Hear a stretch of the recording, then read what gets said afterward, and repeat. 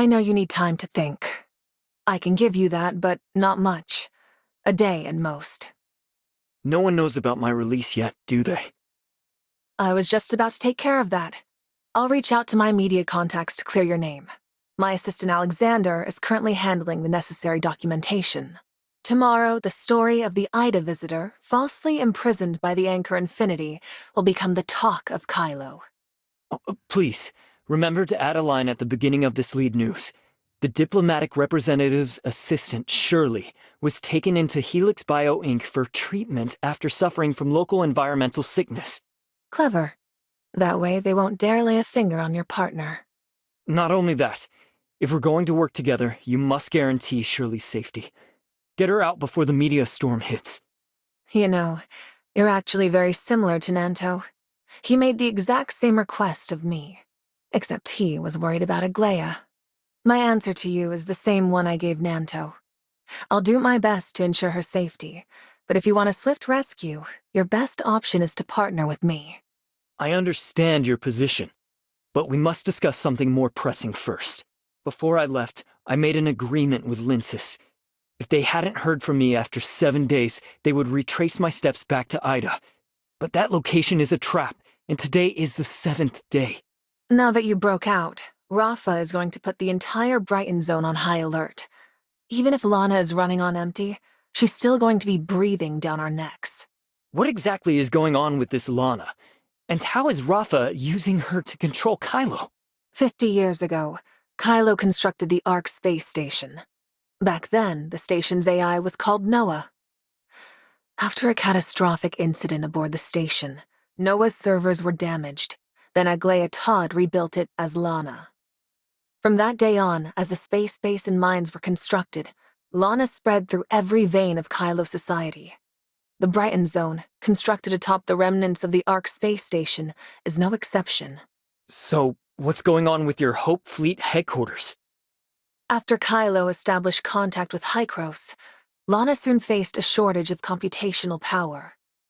This wasn't unusual.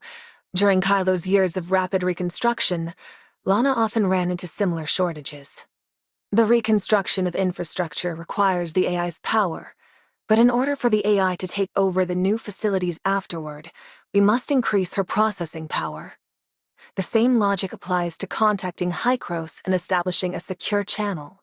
I was fed up with Rafa using Lana to spy on the fleet, so while the channel was being set up, I used saving processing power as an excuse to cut her loose from the Hope Fleet. How are you supposed to do that?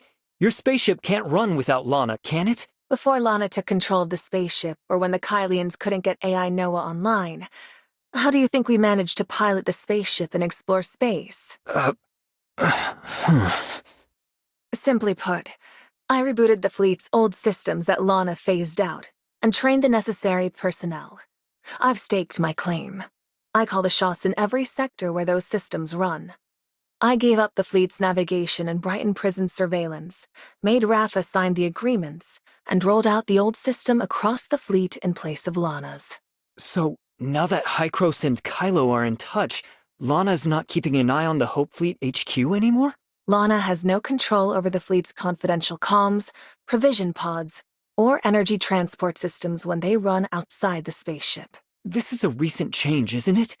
How much prep could you possibly manage in so little time? Are you really confident you can take down Anchor Infinity? You want to head back to Or-Zero? I'll get you a fleet pass for the space rift. Oh, and could you also take this handwritten letter to Hipper for me? So, I'm just going back like this? Are you sure there won't be any problems? Your record is cleared in the system, and I'm personally backing you. Don't tell me you're underestimating my influence or that of Hope Fleet. I trust you. After all, you're the one who seems the most concerned for my safety. Whatever comes next, thank you for your help.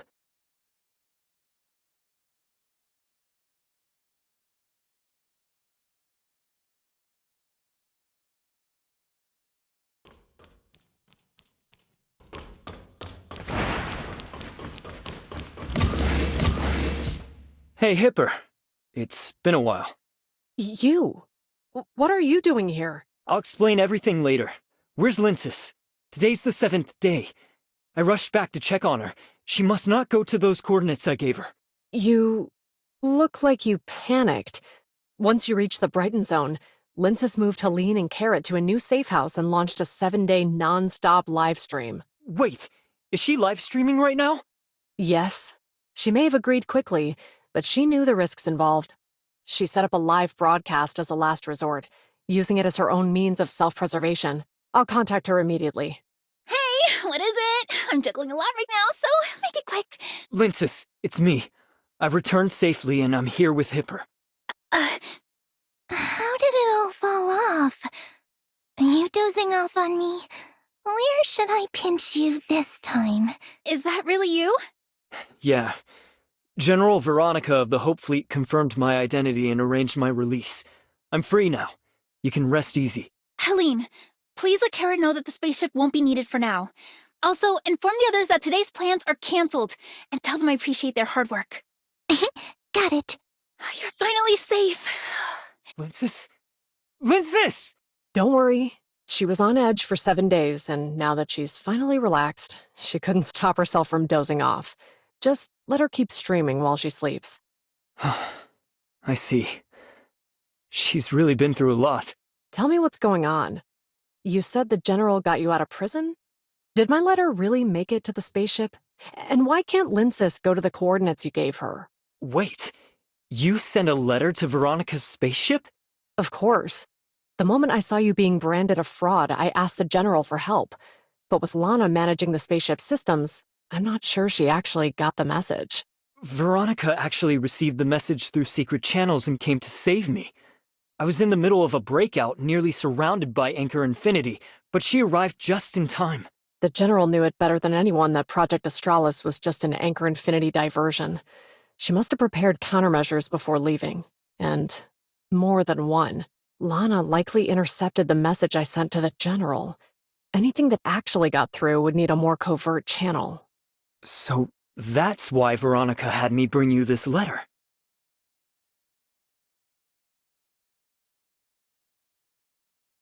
Let me guess. She wants you to talk me into working with her? I suppose so. More specifically, she wants me to be totally honest about everything, and she expects that after hearing it all, you'll be ready to trust and support her. Well then, let's hear it. Honestly, I've said most of this before. The Hope Fleet isn't just searching for a new home.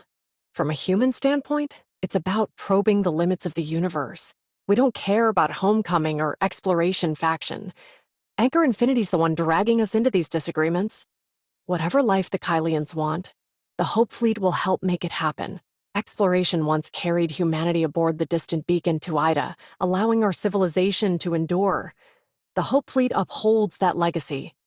In any part of the cosmos, humanity must never cease to explore the unknown. But given Kailo's current resources, you can't really pursue exploration at this scale, can you? Anchor Infinity has stalled Project Astralis for years, and we've had enough. Hykros are all scientists. They'll surely grasp the importance of this objective better. Are there many in the Hope Fleet like you, focused on exploration and not worried about whether the Kylians return to Ida? Of course. The General spent over 10 years meticulously building her reputation. Many mid-level officers, myself included, have been her supporters since our academy days. So, after the spaceship disaster, were you sent to Orzero under Veronica's plan? As you know, Kailo suffers from unpredictable space-time turbulence. Pirates, desperate for cover, risk navigating it, while Anchor Infinity and the fleet only take the safest routes. The stable patterns of space-time turbulence on the Nova Path become easier to spot when they shift. Still, the Asher ran into a spaceship disaster along that route. This much computational error can only mean one thing. Lana is dealing with an unprecedented shortage of computational power. You mean the spaceship crash Carrot had before arriving in Hesperia, right? Hykros should have been in contact with Kailo by that point. Veronica said keeping the communication channel with Hykros running drained a lot of Lana's computing power. By the time the Asher incident occurred, the missing power should have been restored. During my time at Brighton prison, several inmates died within a few days. Word is, Lana didn't have enough computational power, and the brain interface fried their brains. Lana's computational power is clearly deteriorating. If this is tied into the recent rumors about the construct of habitable areas, it suggests the project is running into major trouble. Now that Lana's computational power is hitting these limits, Anchor Infinity will inevitably have trouble keeping strict control over the universe. This seems like an opportunity you can't let slip by. That's why, after the spaceship disaster, the General immediately assigned me to Kailo's key Zeronium supply site, or Zero. My presence ensures operations run much more smoothly. According to the letter, your presence has significantly boosted the General's odds of success. The General has great faith in you, calling you a decisive striker and an indispensable force. Your actions have already destabilized Kailo. Should you refuse to cooperate, the General may see no alternative but to risk everything and authorize Rafa's assassination. Win or lose, the fallout will consume Kailo. Let me think this over a bit more. I can't shake the feeling that there's something I'm still missing. All right, I need to deal with something. You can stay in this room for now.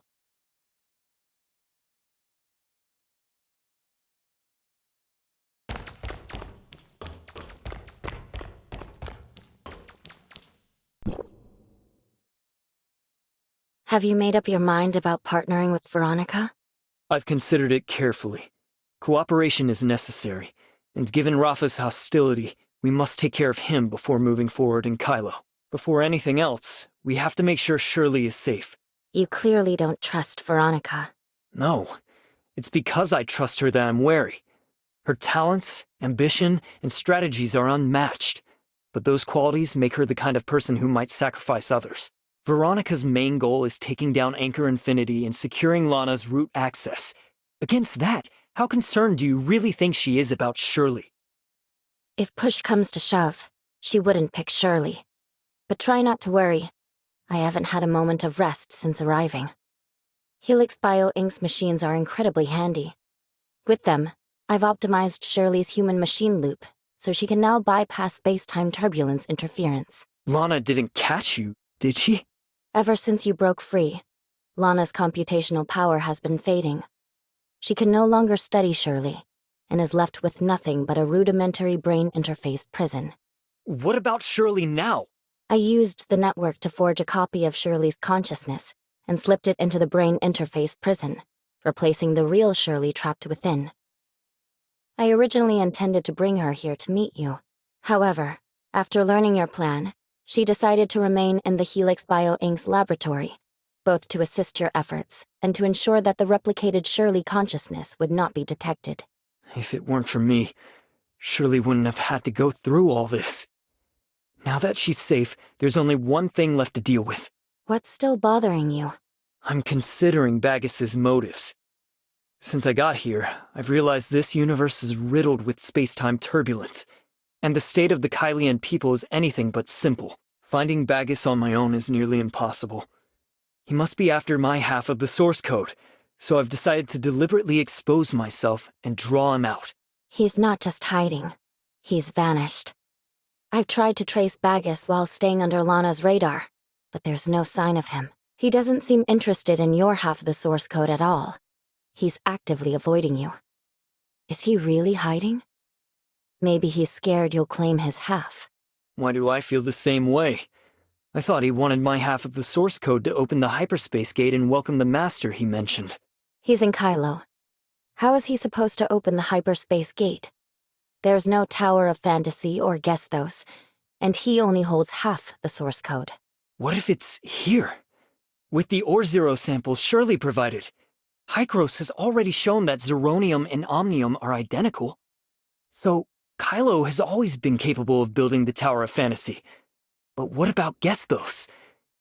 Couldn't Lana step in for him? You think too little of Gesthos. No, of me. I'm an evolved, dimensional quantum supercomputer powered by Omnium itself. Lana and I aren't in the same league. Even if Kailo had an Omnium reactor, she still couldn't start origin resonance, much less open a hyperspace gate. If she were a dimensional quantum supercomputer, I couldn't have appeared here like this, and I certainly wouldn't have been able to help you escape. Let's think about it from Baggis's perspective. If he wants to get the hyperspace gate running, the Zeronium device in Kailo could be adapted into an Omnium reactor. The dimensional quantum supercomputer he's missing? It's going to have to be Lana in the end. Lana's computational capacity has been unusually low for quite some time. Every Kylian we've spoken to says it's abnormal, and it's been that way ever since Carrot's spaceship disaster. So you think Bagus has been quietly upgrading Lana ever since he came back to Kylo with the source code? Some of the servants he commands inside the network are scientists studying Omnium technology. According to Grey Fox, outsiders see it as a relic perfectly frozen in time. Bagus likely entered the network with several goals. Beyond obtaining the perfect authorizer source code, he may have accessed technical documents related to Gestos' historical system upgrades. The closer you get, the more nervous he becomes, racing to finish Lana's upgrade. The prison's brain interface is already surging with extra power. If it's all connected, then Bagus is more than just a Kylian plugged into the network through a brain interface. He's tied to Rafa and Anchor Infinity themselves. Could it really be? Are you really asking me? Or just yourself? Whatever happened in Kailo, I can hardly believe it's truly her. But if it's not, then who exactly is Bagus? And how is he tied to Rafa? Nanto risked exposing himself to cooperate with you, precisely because Rafa threatened Bagus's life. To Nanto, the name Bagus is nothing more than Aglaya's code name. According to the latest intelligence, Rafa has lined up someone to take Bagus's place and grab Lana, so we believe there is a 78% probability that he intends to harm Aglaya. So the Bagus we've been after has always answered to Rafa? And Aglaya, frozen in those pods. Was this all Rafa's scheme from the start? That also explains why you were imprisoned. Once you become a prisoner in Brighton prison, they use brain interface to pull data straight from your mind. Without me, your source code would have been gone long ago. So, what made you think they would go after Shirley? To them, Shirley is a complete technical dossier on the Angel of Clemency. It's only natural that Helix Bio Inc. would want to study her. If our assumptions hold, Rafa and Bagus are working together, orchestrating everything while waiting for Lana's upgrade to finish. Once it's complete... Then they'd end up with half the source code, an Omnium reactor, and a dimensional quantum supercomputer. That's why he's been stalling and evading us. He's closing the power gap between us. Once Lana completes her upgrade, their focus will shift entirely to me. It's essential that we collaborate with Veronica and advance the plan as swiftly as possible. The sooner the better. If we can get root access to Lana, we'll be able to dig through all of Kailo's data and finally get the answers we've been looking for.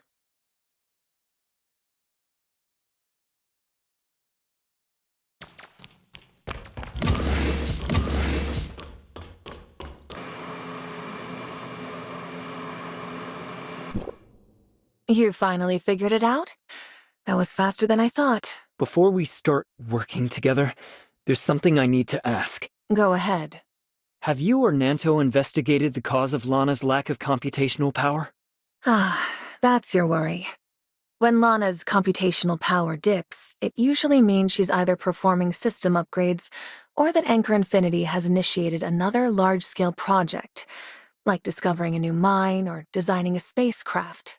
After cross-referencing my intel with Nanto's, we believe Lana's current shortage of computing power is connected to the Anchor Infinity's secret New Project Arc. New Project Arc? What's that? What else do you think? A new human habitat. I think Hipper mentioned this before I got to the Brighton zone. Rumor has it that Anchor Infinity is constructing new habitats. I've been hearing about it since work on the passages began. I suspect it's just surface-level work preparing for your arrival. What's your evidence?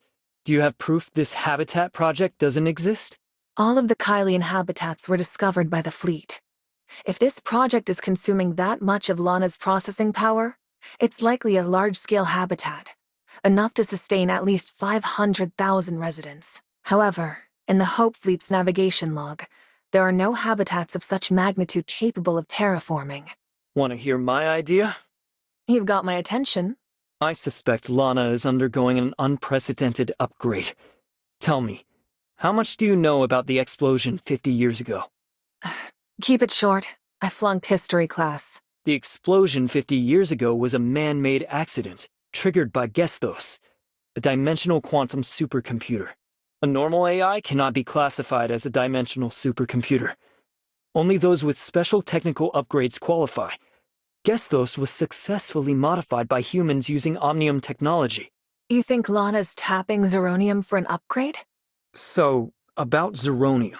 It's Omnium, right? You've known all along? I don't think it's a secret to Kailo's technical staff. It's just that Kailo isn't ready to face it. So they only call it the similarity of energy fluctuations. I thought the Kylians were kept in the dark. As I just said, only the technical workers know about this. The average Kylians have no idea how Zeronium works, so of course they wouldn't know about it. So, how do you know that? My dream was never to be a commander or a captain. Hipper and I were different. I studied spaceship design at the NOVA. So, how did you become the commander of the Hope Fleet? I initially worked in the fleet's engineering department. At that time, Anchor Infinity was poised to absorb Apex and had begun to interfere in the internal affairs of the Hope Fleet. One day, while I was drafting blueprints for a new spaceship, You designed the blueprints? I detect a hint of mockery in your voice. Do you really think I'm the type to be trapped in a dusty office drawing blueprints? Of course not. I can't blame you for not realizing. After so many years, I've long forgotten where the blueprints I drew are gathering dust. In short, I came across several renewed shipbuilding contracts, and the partners had all become Anchor Infinity. The new terms state that Anchor Infinity is also responsible for the spaceship's navigation systems. This meant Anchor Infinity's strategy to weaken the Hope Fleet was already taking effect. If my spaceship can't travel to the deepest reaches of the universe and is just a transport for Anchor Infinity, then what's the point? I bet you wouldn't want to see Lana successfully complete her upgrade. She controls the navigation systems on all your spaceships. This upgrade is unlike any other. If Lana successfully upgrades using Omnium, the dimensional supercomputer could take over the Tower of Fantasy. But if that blows up in our faces, we could see a repeat of the tragedy from 50 years ago. At that point, everything the Kylians have poured 50 years into will be rendered meaningless. If your guess is correct, how much longer do you think we have left? If this upgrade plan really exists, you can work out how long Lana's been crippled by low computational power. Then we'd better beat the clock. I plan to make my move during the first formal negotiation, and to get things rolling, we have a lot to prep. I've arranged for you to meet Rafa, and there'll be a scheduled press interview with both of you. Rafa will confirm your identity to the Kylian people, so play along.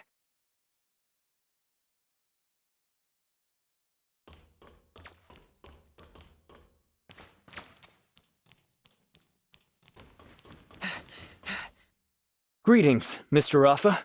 I'm the diplomatic representative sent by Ida Hykros. We met previously at the Homecomer Assembly. I trust you remember? My sincerest apologies. I was unwell and regret that I couldn't personally receive you last time. I sincerely apologize for the injustice you suffered. Minister Nanto, who was responsible for your wrongful imprisonment, has been demoted and had his pay reduced. I will have him apologize to you in person. Mr. Rafa, are you telling me that Nanto is the only one responsible for everything I've suffered? Yes, General Veronica explained everything to me in detail. Luckily, she happened to be indisposed. Otherwise, this misunderstanding would have been hard to clear up. We should all thank her. Without her, the Kailo droids would have swarmed and killed me. I am deeply grateful that she happened to get sick and returned to the Brighton zone with such perfect timing. Now that you mention illness, I heard that while I was imprisoned, my assistant Shirley was taken into Helix Bio Inc. for treatment after she had trouble adapting to the space-time turbulence. May I ask when her treatment will be completed? Don't worry. Helix Bio's medical capabilities are top-notch. Miss Shirley will be back on her feet before the negotiations are over. Then, to make sure she recovers fast, we need to push the negotiations forward. Looks like you're a bit impatient. Don't worry. The negotiation prep is already well underway. Before the preparations are complete, why don't you explore the Brighton zone? It will help you gain a better grasp of Kailo, which could be beneficial for the negotiations.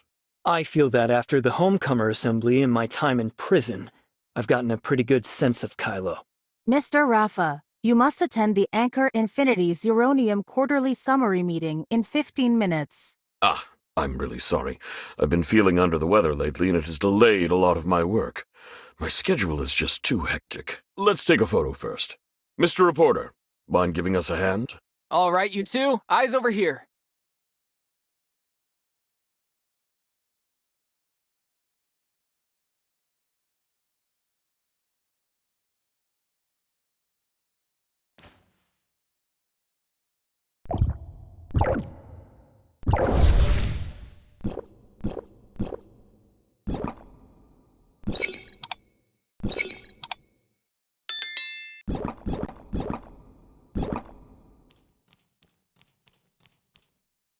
You never cease to amaze me. You've driven Mr. Rafa right to the edge, and now he's ordered me to deliver next week's negotiation schedule to you as soon as possible. At most, I'm merely a megaphone. I make it impossible for him to feign ignorance. Cornering Rafa is the Kylian people's shared desire. In our previous meetings, I repeatedly asked Rafa to restore my contact with Hykros, but he always came up with an excuse to deny the request. This negotiation is just him finally running out of excuses. The process is bound to be full of friction, and it's likely we won't even reach a final agreement. Yeah, he's been dragging his feet, but what's he really after? This. We have been in space for 50 years, and every Kylian longs for a home rich with greenery and life. Anchor Infinity has never forgotten the future we promised. Today, I can finally announce that the new human settlement, Planet Noah, will be ready in 3 months. The new generation Kailo immigration project, New Project ARC, officially launches today. Any Kylian is eligible to start their immigration applications via Anchor Infinity's credit system. Planet Noah will be governed by the artificial intelligence Lana and a new generation of humanoid droids. No one will need to bear the heavy burden of production, and the Kylians will achieve true liberation. On Planet Noah, you can let Lana handle everything and enjoy complete freedom. The first batch of immigration quotas. Is Lana's upgrade complete? Not yet.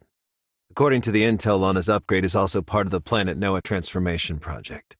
The recent computing power shortfall was probably diverted to push Planet Noah toward completion. About that fancy dimensional quantum supercomputer idea you brought up, I think it's the wrong direction. If the target of the transformation is Planet Noah, a lack of computing power isn't surprising. So it takes until today for you to mention that the habitat in the new Project ARC is Planet Noah. You hid key intel from me. You've got it wrong. I've heard of Planet Noah's transformation plan, but there's no proof that the habitat in the new Project ARC is Planet Noah. No sane Kylians would think Planet Noah is the next big habitat. When I first heard about it, I thought it was just the wild ideas of Anchor Infinity's incompetent executives. Before I saw today's press release, I never considered there might be a connection between the transformation of Planet Noah and the new Project ARC. I'd always assumed they were totally separate, hush-hush projects. All right. If it were me, I also wouldn't be able to link the two directly. But first, did Anchor Infinity really succeed in transforming Planet Noah? I can't say either way. There are no humans on that planet, only a ton of droids Lana sent there. So I have no way to obtain any solid intel. Lately, all the rumors are coming from a few companies involved in manufacturing droids and spaceships. According to Helix Bio Inc., the droids haven't only transformed the harsh environment of Planet Noah, they've also collected a vast number of samples from the native species of this region of space. Wait a sec. Before you dive deeper into the discussion, could you give me a quick rundown on Planet Noah? Slow down a bit while visiting the Kailo Expo Hall. Even though Anchor Infinity embellished a bunch of stuff, it's still quite useful. Planet Noah is the largest planet nearest to us. Back then, the space station was sucked in by its gravitational field after the Omnium explosion, sending the station crashing into countless asteroids. Post-event analysis shows the explosion's energy only acted like a slingshot, launching the space station to this location. In fact, over 80% of the damage was caused by secondary impacts with the asteroid belt. The Kylians initially intended to move to Planet Noah, but they discovered that the area was not only rife with space-time turbulence, but also an astral hive stronghold. With no other choice, they had to modify the space station. So, the Kylians have been transforming Planet Noah for 50 years? If only we needed time, things would be easy. Space-time turbulence and astral hive have always been the toughest nuts to crack for Kailo's scientific community. Any research outcomes in these two fields almost always come with a deadly price. But I still can't wrap my head around what exactly makes transforming Planet Noah so difficult. Space-time turbulence has always been Kailo's biggest headache when it comes to space exploration. But for the astral hive, the turbulence is like a nesting tunnel, a natural habitat. Planet Noah is swamped with space-time turbulence and home to the astral hive. Given the Kylians' current understanding of space-time turbulence, trying to mess with it would be a death wish. To prevent the astral hive there from using the turbulence to launch sneak attacks on human settlements, Kailo burned through vast amounts of zirconium and other resources to wreck that barrier visible to the naked eye. So, you suspect the new Project Ark's claim that it successfully transformed Planet Noah is bogus? Bottom line, transforming Planet Noah and carrying out a mass migration are impossible. Rafa is essentially leading all the Kylians straight to their doom. Maybe we should keep it simple. His public immigration plan might just be a tactic to manage the public opinion against me. Once he deals with me, this plan could easily get scrapped. I thought so too, but I did some digging on the side. Even Anchor Infinity's top executives firmly believe this immigration plan is legit. In fact, many high-ranking officials are plotting ways to tamper with the immigration application function of the credit system so that they and their families get first dibs on moving. Something's definitely fishy. Why not check in with our most enigmatic prisoner? Is it him? If we want to get to him, we'll have to bring him to the brain interface. Maybe they teamed up to save him back then for this exact moment. Who are you talking about? He's the old man who lives alone in a small room and has forgotten who he is. His real name is Krog Hans. He's Lola Han's adoptive father. He's still alive? The records state that he is indeed dead, but the body belonged to another inmate. This ruse was orchestrated by General Andrea and Asarada. Andrea? He's my father, and the former fleet commander. Anchor Infinity took advantage of his retirement to seize control of Brighton prison. That's why he made me swear to protect Krog Hans at all costs. I took back control of Brighton prison partly for Krog Hans. My father said that if I want to take down Anchor Infinity, I'll need to use his influence. Even if the real Krog Hans is still alive, does he have a clue about the new Project Ark? And I saw him in prison. He wasn't exactly lucid. So, if we want to squeeze anything out of him, we'll have to risk connecting him to the brain interface. With Lana's surveillance in place, we'll need your help to pull this off. Krog Hans, if I remember correctly, he was Wednesday. No, he was the first leader of the Icarus Legion.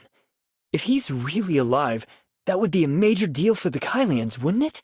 Well, at least for Carrot, this won't be a trivial matter. I'm coming with you. I need to verify his identity and do everything I can to keep him safe. I'll give you the prison guard's pass. You and Nanto will interrogate him. It has to be under the radar.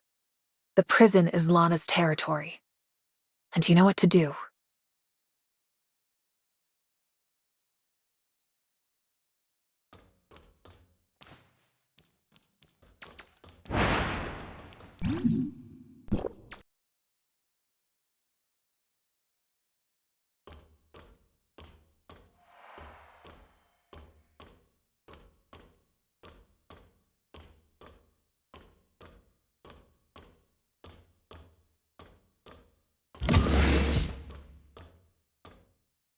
For his safety, I've already administered Neurocom.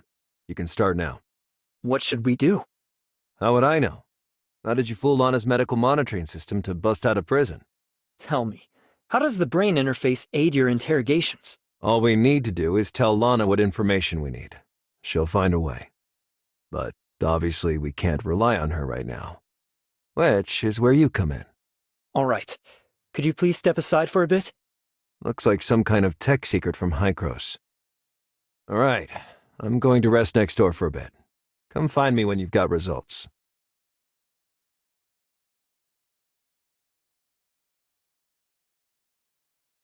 He's in bad shape. Even inside the brain interface, there's really no way? It'll be difficult if you try talking to him directly, but I can sort through his remaining memory. Maybe we'll find something. First, are we sure it's really him?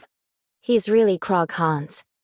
I saw the founding members of the Icarus Legion and a teenage Lola Hans. He also saw Veronica as a child, Aglaia all grown up, and an elderly Asurada. And little Nanto, face covered in ice cream. Focus. We need memories related to Planet Noah and the new Project Ark. Age has caused his brain and its functions to deteriorate. With his years of brain interface torture, his accessible memories are in complete chaos. The human brain isn't a search engine. You can't just input keywords and expect to immediately find answers. How can I help you? Ask him about something pleasant. He'll calm down, and then you can gradually bring up more important questions. That makes it easier for me to discern. All right. I'll give it a go. Hello, Mr. Krog Hans. I'm a friend of Lola's. Does that name ring a bell? Lola? Where did you run off to, sweetheart? Luigi's whisked you away on another of his chaotic escapades, hasn't he? That's interesting. Wait. I'll have to whip him into shape. I warned you about this. He can't keep dragging you into his messes. We saw this massive bug. Bugs! Bugs! Queen Zeno is swarming the port side, and the damn particle cannon's empty. We need to prepare the escape pods. You go first. Don't be scared, Dad. It's me, Lola. Uncle Luigi took out Queen Zeno. Luigi? Luigi's funeral is tomorrow at 3. Uncle Luigi told me about Planet Noah before he died. He said it's got a lot of bugs. Don't be scared, Lola, sweetheart. It's all right. Those disgusting astral hive creatures won't infest Planet Noah forever. Humanity will prevail, sooner or later. How? It's fully infested with xenoids, and with the space-time turbulence, we can't even transform it. We can definitely reclaim it. I even proposed a plan to Aglaia. If we can't go home, well, that plan can build you a new spring bay. A plan? What did you propose to Aglaia? Planet Noah could be transformed, yes, but it would require a great sacrifice, and Miss Aglaia has not yet agreed. Agreed to what exactly? This plan? The new Project Ark? Total space migration? To honor the space station AI that sacrificed itself for humanity, we will name our future habitat Planet Noah, a new, glorious ark. Building the ark will come at a cost, but I'm willing to bear it. Please, Miss Aglaia, your mercy dooms us all. Found it. I'll take over. He needs to rest after his mental strain. He has few relevant memories left. It seems that only residual, edited shards remain, likely for the sake of confidentiality. In short, I found a conversation he had with Aglaia. It's 3, maybe 4 years after the explosion wrecked the Ark Space Station. Krog Hans requested that all forces be immediately mobilized to develop and transform the nearest planet, Planet Noah. But Aglaia refused Krog's request. Lana still needed updates, The Ark space station required reconstruction, and there was no spare computing power. Krog argued that Aglaya's kindness and hesitation would get everyone killed, insisting that she agreed to the new Project Ark. He was sure it was the only way to save all surviving Kylians. Did he really come up with the new Project Ark? Didn't he found the Icarus Legion? The Icarus Legion formed only after Aglaya rejected the new Project Ark. So what's the new Project Ark? How does that help transform Planet Noah? I can't quite make it out. This memory cuts too cleanly. It must have been deliberately erased. Let's tell Nanto about this. He's Asurata's adopted son and has met Krog Hans. After all, he might know something.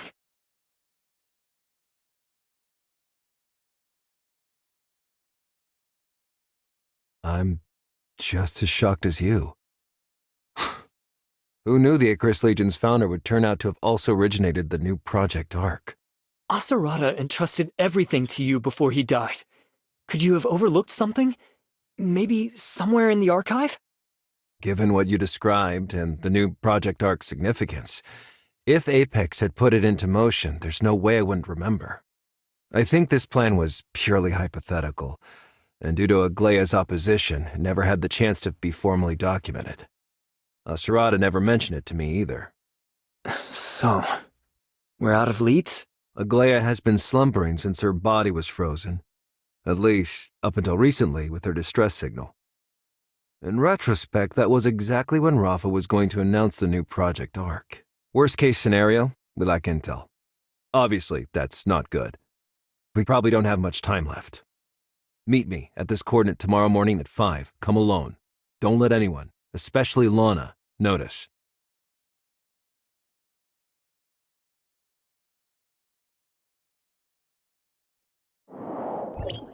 To conserve computational power, I've calculated a route that will let you more effectively evade Lana's surveillance with minimal resource expenditure. Not bad. Keep it up.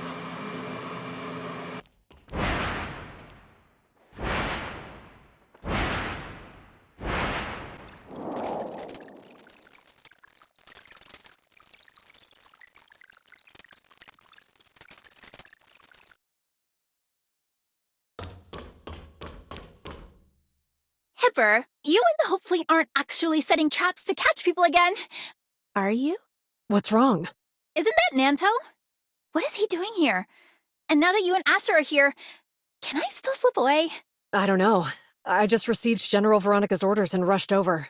I came here because the General's orders said the Hope Fleet's secret operation might require Ravenport's ships. A secret operation? They're not really planning to capture me, right? Don't worry. These are the General's direct orders. They're different from the previous pirate clearing missions. And if Nanto is here, that means General Veronica considers him one of her own. One of us? How is he any sort of one of us? Maybe he's one of you? There's no way I'd include myself in that. I'm curious. What brings you here? I came because I got a message on the Wednesday crew internal line.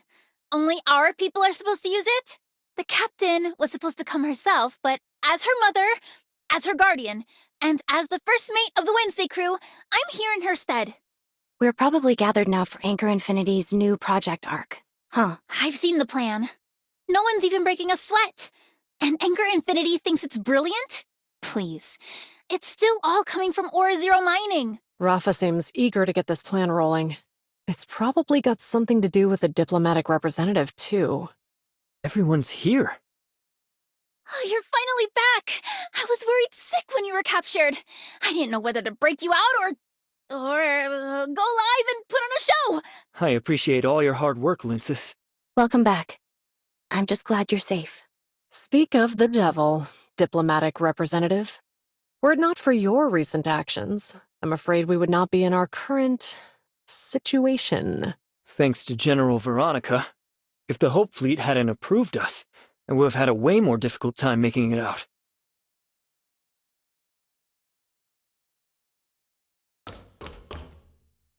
I got my hands on some of that booze you told me about from Odin, and the very next day, the Black Moon Gang scored a resource jackpot. That's why they say the Gungnir never misses, right? Thanks to these great supplies, my brother, Agnes, and the other Black Moon Gang members are gonna have no trouble at all getting through the space-time turbulence and rescuing missing folks. Agnes always says if someone helps me out, I've gotta say thanks. You not only bought me booze, but really aided the Black Moon Gang. So, thank you. It's no problem. But next time you get supplies, don't order 20 of the same drink again. Each customer only gets one complimentary item. But Lindsay told me that if there's something free, you should definitely... So it's Miss Lince's. No wonder. What's up with you two? Oh, you're here too? This is Nanto. He made sure my brother and I shared the same cell. We're buddies. Ah, diplomatic representative, you're here. I was just asking Captain Helene about the dynamics of space-time turbulence. The pirates are, shall we say, more familiar with it than Anchor Infinity and the Hope Fleet. Oh, that's right. Mr. Nanto also taught me and my brother a bunch of ways to avoid getting caught, like using specific frequency bands to avoid being monitored, or exploiting turbulence to keep Lana from controlling the cruiser. Stuff like that. You two seem pretty close. You said he was your friend? Yeah, he's helped me out a few times, and we've met several times. By my brother's standards, I'd say he's a friend. Helene? Listen, Nanto's not the type to underestimate. Miss Helene is highly intelligent. She doesn't concern herself with a person's past or present, only with practical problem-solving. The information I provide is both truthful and useful. That's what matters most. Isn't that right, diplomatic representative? Mm-hmm. Genuine info's hard to find. Only a friend would share something so precious. I can't believe you two get along so neatly.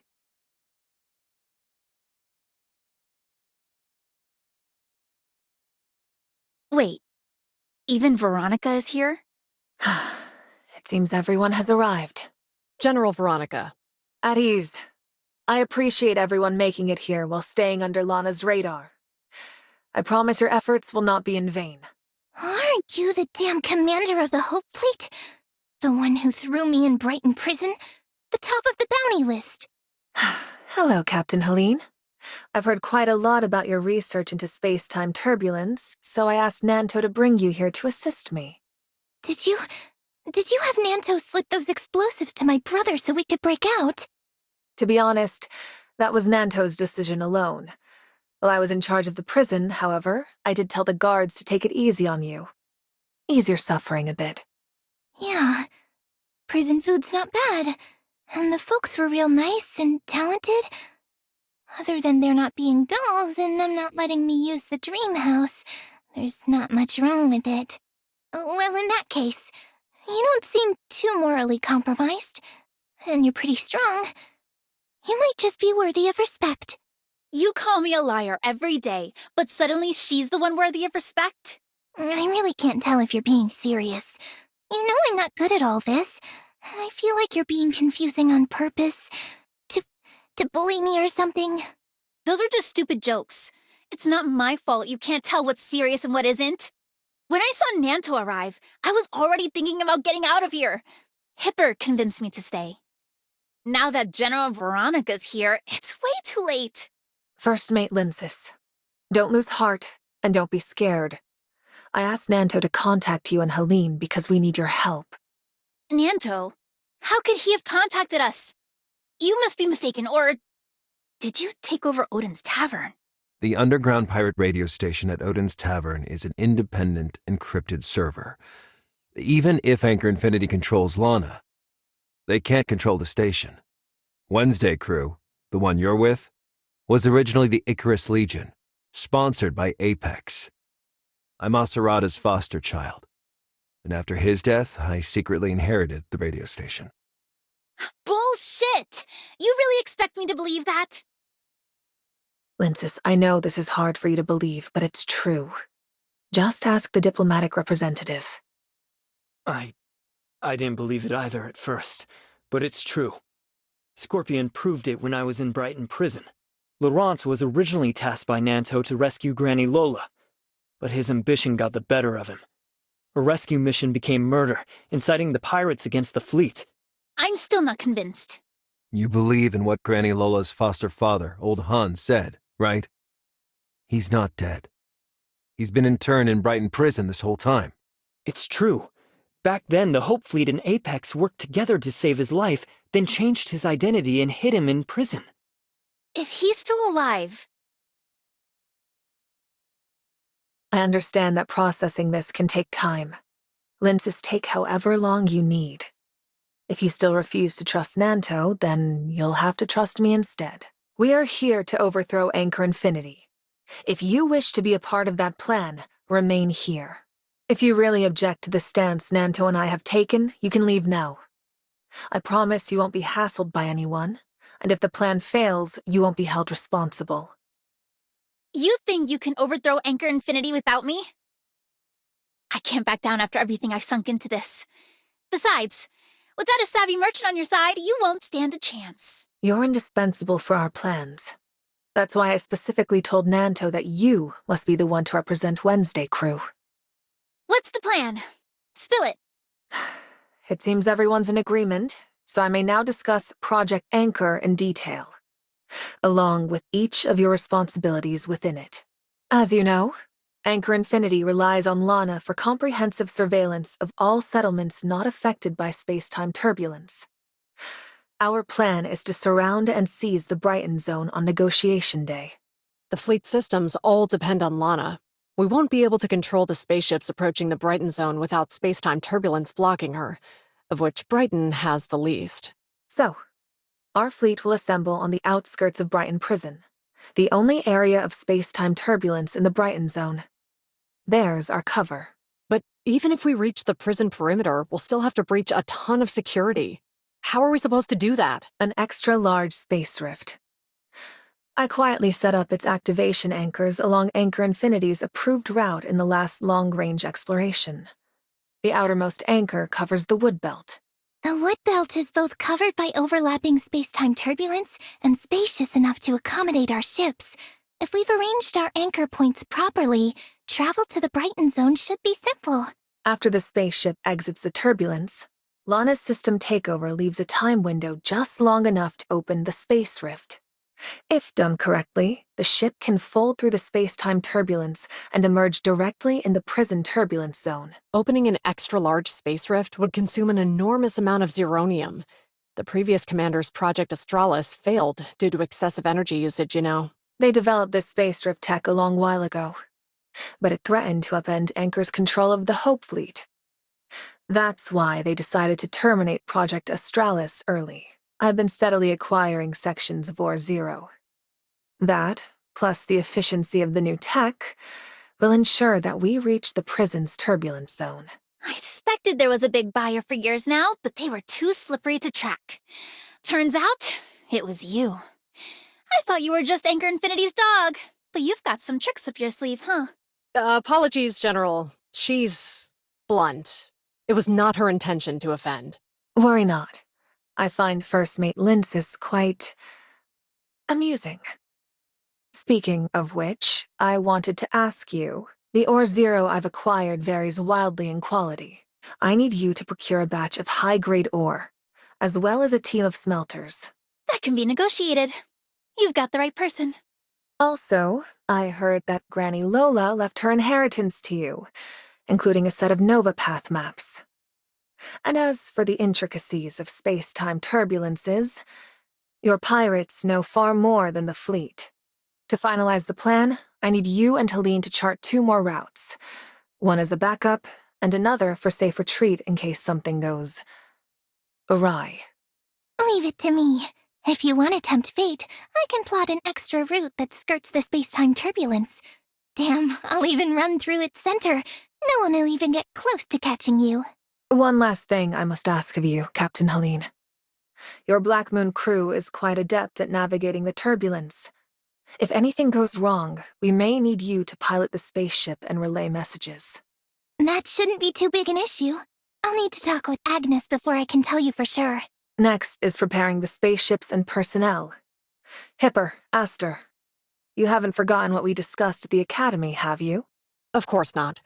For the future of the Kylians, to explore the stars. For hope and... All right. No need to swear an oath. Hipper, your decision to stay at Ore Zero last time was the right one. Ore Zero supplies 45% of the Brighton Zone's zeronium. On my command, you'll cut off the zeronium supply to the Brighton Zone. This will significantly weaken Lana and facilitate our operations in Brighton. Of course. Aster, has Mr. Corlin read my letter? Father said you have his full support. We're currently retrofitting 20 ships with the second-hand weapons and navigation systems you acquired. And we've confirmed they aren't under Lana's control. Please thank him for me. His contributions will surely be rewarded. Once the ship modifications are complete, Hipper, you'll be responsible for contacting the others involved in the battle for Hope. Rest assured, General. No one in the battle for Hope will betray you or their values. What's this battle for hope exactly? Under a pseudonym, the General sponsors Nova Aerospace Academy's outstanding students each year. After graduating, they join Battle for Hope, an officer organization loyal to only the General and Exploration. You and Aster. You're both members? Of course. Those are the peripheral tasks. Hipper, you're well acquainted with Aster and Lynsis, so I'll leave the planning and execution to you. Nanto, diplomatic representative, let's discuss the rest in private. Before we finalize the remaining plans, diplomatic representative, I need to know one thing. Can you handle all this? What do you mean? The success of Lynsis and Hipper's tasks is dependent on seizing Lana on negotiation day. What they're discussing out there is just helping us get leverage over Lana and giving us a hand to make sure everything wraps up smoothly. If we fail, everyone who joined Project Anchor because of me will inevitably crash and burn.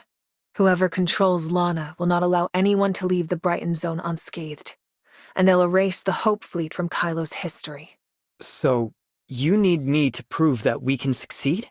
Don't forget, the only reason I contacted you is that you actually escaped. How well can you really deceive Lana? And how much time will that buy for my plans? This underlies every part of the plan. Understand? You need an infallible plan. I was honest last time. Now, it's your turn. What's up with that droid Tom behind you? This is the pirate radio station I used to contact Helene and Lynsis, one of Odin's Tavern's many secrets. He's a product of Aglaya's research, yeah? Aglaya rebuilt the space station's damaged AI, Noah, into Lana, but also developed basic droids such as Tom. And Tom isn't the brightest, but he's extremely cost-effective. Anchor Infinity's only trying to replace Tom with K6 because Tom's programming is so hard to crack. They can't even apply patches or updates without a hassle. So it's both secure and highly confidential, right? Like how the Tom the pirate seized was only controllable because they used Aglaya's personal decoder. But I don't have anything like that. You got anything, Nem? Well, it's not all that difficult. You... Hello. I am the Hykros dimensional quantum computer. You may call me Void Piercer. Is this Hykros' AI? I heard your question. How can I be of assistance? That depends on your abilities. That depends on your plan. If you're really that strong, why don't you just revoke Lana's root access now? I can't. But that's not my problem. It's yours. Revoking her root access requires external keys and must be done server-side. I can only suppress her with sheer computational power. I'd be tussling with her over terminals in the Brighton Zone, like humans scrapping over turf. Could you expel her from the entire Brighton Zone? If needed, I could expel her for 3 hours. Her server's here, after all, and I have to cross turbulence to access it. For me, smoking her out is a supply-starved war of attrition. It's a seesaw battle. 3 hours is my absolute maximum. 3 hours is enough. Once the negotiations begin, revoke all of Lana's Brighton surveillance rights. She must not be allowed to control any systems in Anchor Infinity or the Brighton Zone. As the Minister of the Safety Navigation Department, I'm responsible for inspecting all system interfaces. We need to establish a distinct code word to determine when you've overridden Lana's control. Purple. I like purple. Any system under my supervision will have purple UI.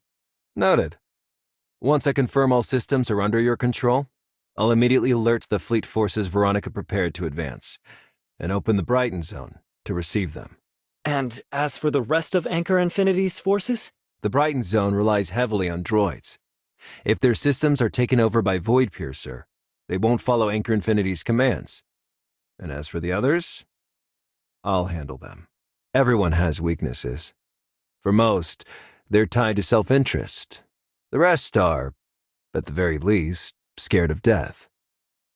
Trust me, no one in Anchor Infinity is unafraid to die. That's simple enough. Our only remaining concern is Lana's root access. How do we get that key? And where's the server? Only Rafa is privy to that. And since only you and Veronica can take part in the negotiations, it's up to you to discern. You just said Anchor Infinity doesn't have any diehard types. Even Rafa? I wondered the same. Of course he's scared of dying.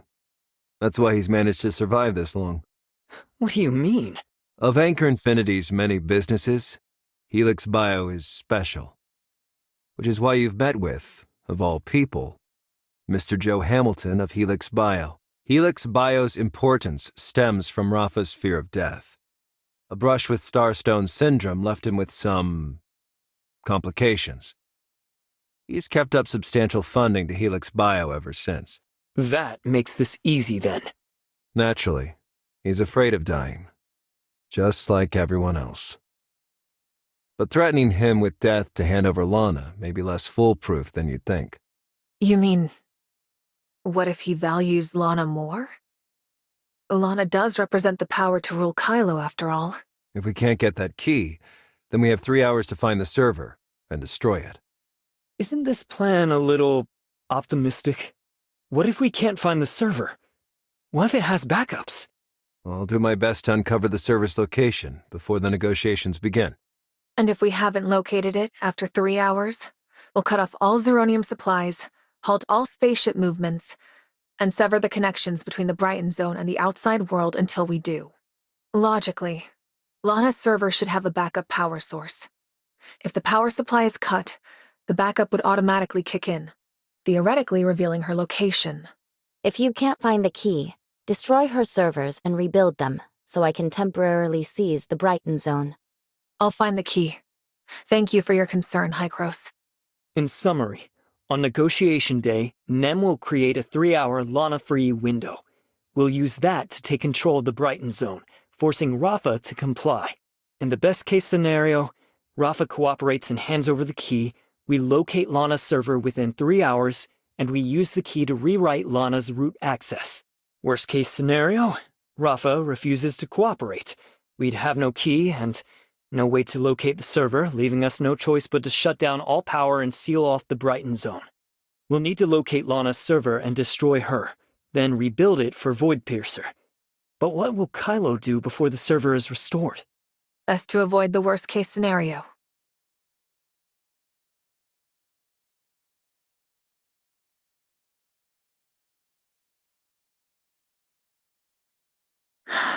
A 3-hour gap. I admit the security risk was worth it. As you said, the diplomatic representative was the missing piece Project Anchor needed. A decade or so I was undercover with Anchor Infinity. Wasn't it all for this moment? This is our one chance. If we just ignore this, then we've been sacrificing ourselves for nothing.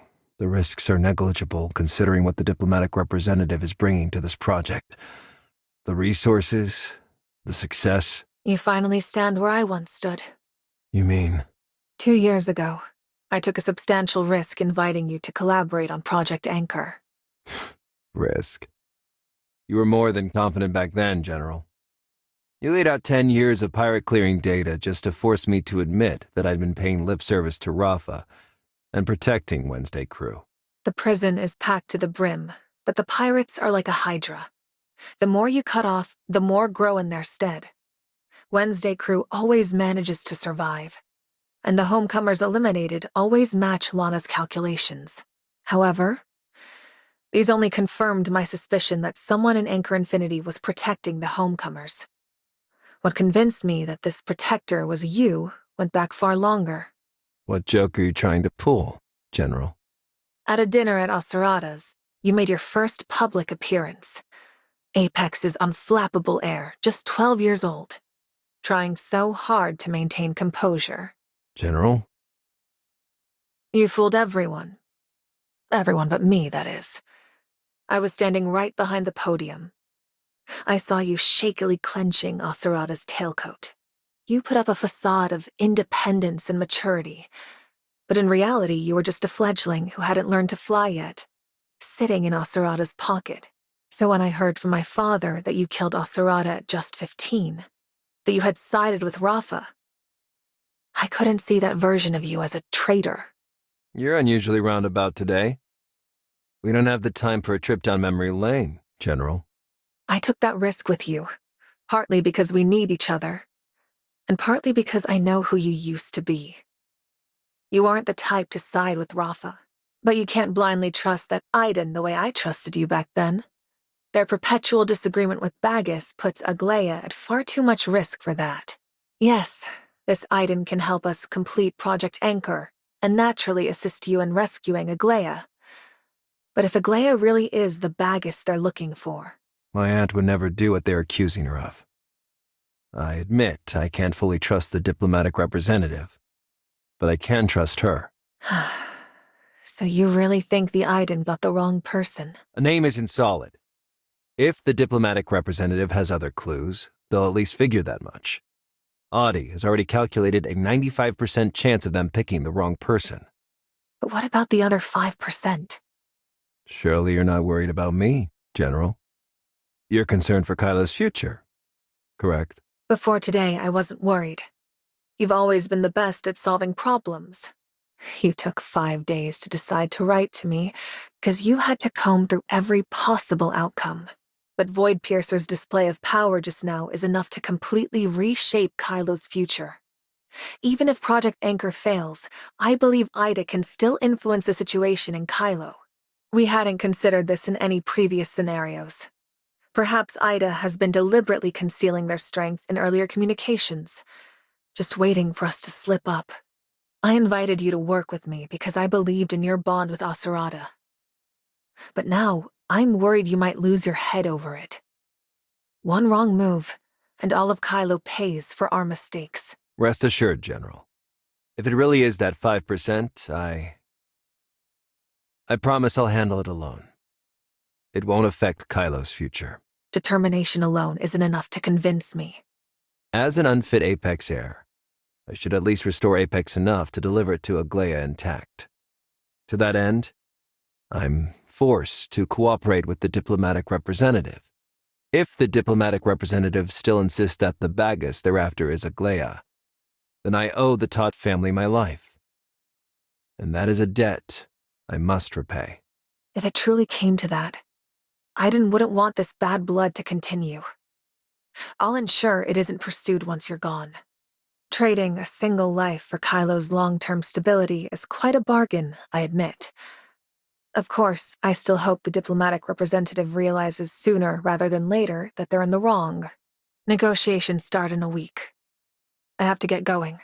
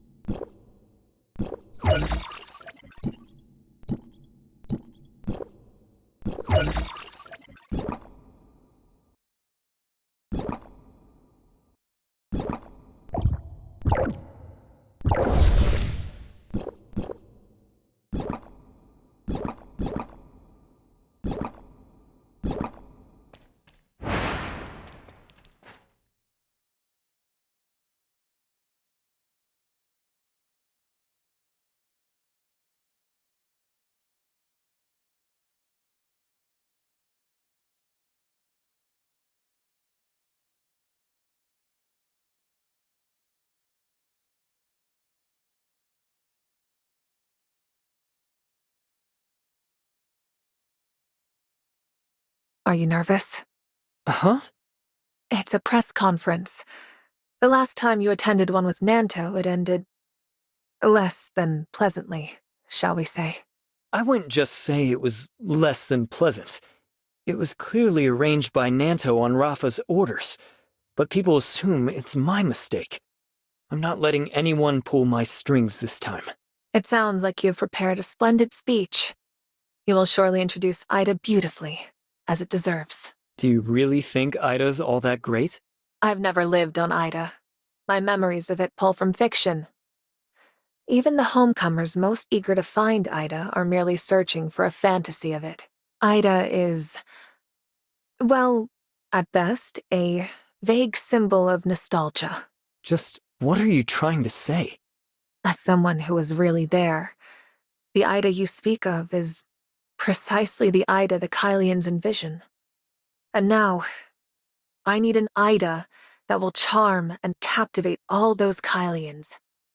One that can shake their trust in Anchor Infinity. You want me to lie? Is Ida really that bad? Ida isn't perfect. There's no such thing, after all, and yet you expect the Kylian people to envision it that way. But what happens when they really return to Ida? But deep down, compared to the resource-scarce, astral hive-infested Kailo, Ida is a paradise, isn't it? I suppose that's natural. Then just talk about its better parts. That should be simple enough. You don't have to lie, just selectively tell the truth. And what's that supposed to achieve? I think the worst outcome of this negotiation would be having to take over a Kailo plunged into chaos after Anchor Infinity's fall. I can force Anchor Infinity's executives to sign whatever contracts I want, use Lana to control every spaceship and machine. But I can't control the minds of the populace. There are far too many unknowns in the new Project Arc. I can't allow the Kylian people to pin their hopes on planet Noah. If this all goes awry, I can only assume the Order's destruction. With that as our alternative, well, I'd rather all Kylians be homecomers. Is this the only way? Would you really rather watch Kailo descend into chaos than slightly compromise your conscience? Would you really do that to the Kylians? I certainly don't want that, nor would Hykros. But I'm curious, how far against your conscience are you willing to go for this bargain? If I were in your position, I wouldn't strain my conscience over something so minor. It's the rational choice that best serves public interest.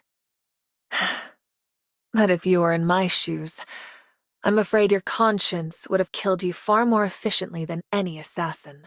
Anchor Infinity's tried to assassinate you? Don't take that tone with me. You make it sound like I'm some weakling who needs your protection. I actively chose to leave my family's sanctuary.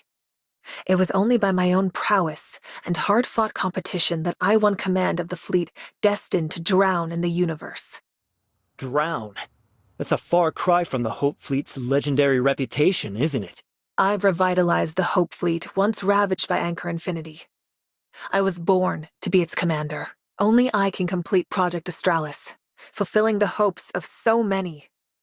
No one, not even Anchor Infinity, can stand in my way. The stars will ultimately be my badge of honor.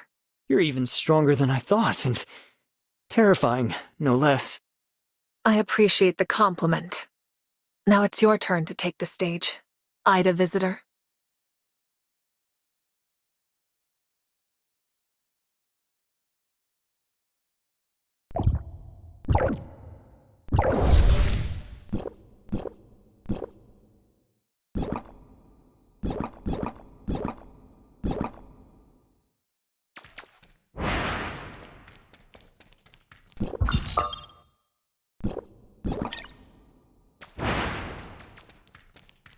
Huh?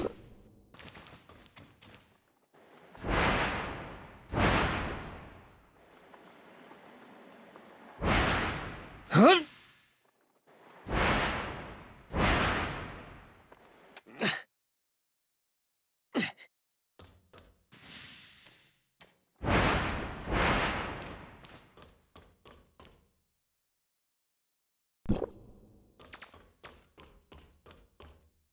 Esteemed diplomatic representative, what is your primary concern in these negotiations? Kailo and Ida have had no contact for half a century. We need to resume all economic, cultural, and personnel exchanges. But before all that, we need to clarify the relationship between Kailo and Ida. 50 years ago, Kailo was a continent of Ida, governed by the Norns Federation. And now, in the fallout of the disaster, Ida is led by Hykros scientists, while Kailo is managed by Anchor Infinity. That's true.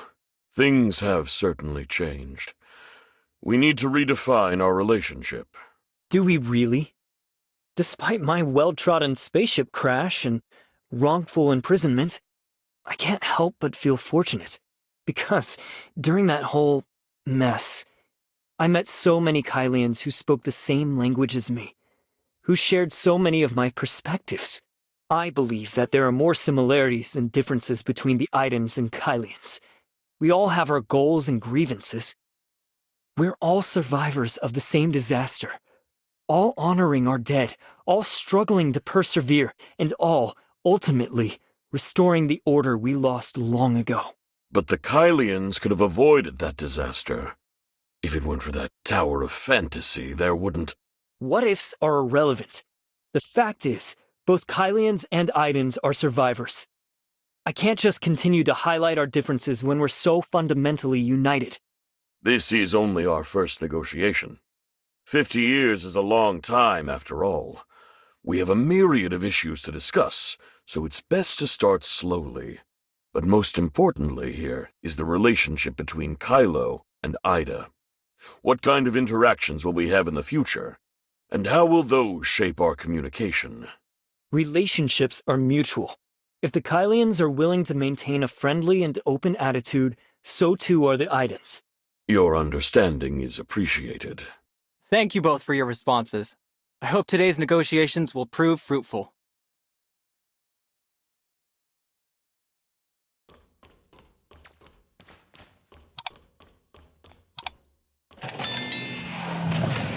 Diplomatic representative of Hykros. Welcome to Anchor Infinity HQ. I apologize, on all our behalf, for my previous abrupt departure, and, of course, for our inadequate hospitality. You're Anchor Infinity's leader, as well as the overseer of so many Kylians. I understand that's a heavy burden to bear, Mr. Rafa. These talks are of utmost importance, and Anchor Infinity values your time. However, we find no reason for the Hope Fleet, General Veronica, to participate, especially given her health. General, you should leave. Rest. Recover. There's no need for your concern, Mr. Rafa. I'm perfectly fine. As for my presence here, it is at the invitation of the diplomatic representative. General Veronica has been nothing but courteous during my time here. I have faith her Hope Fleet will serve as a fair mediator for the discussions. Authorization transfer at Anchor Infinity HQ has been completed. Void Piercer has assumed control. I have come to Kailo on Hykros' behalf. On one hand, I wish to discuss our continued friendship. But on the other, there are some concerns I need to address. No need for subtlety. I know very well that Hykros wishes to build a Tower of Fantasy in Kailo. But this is Kailo.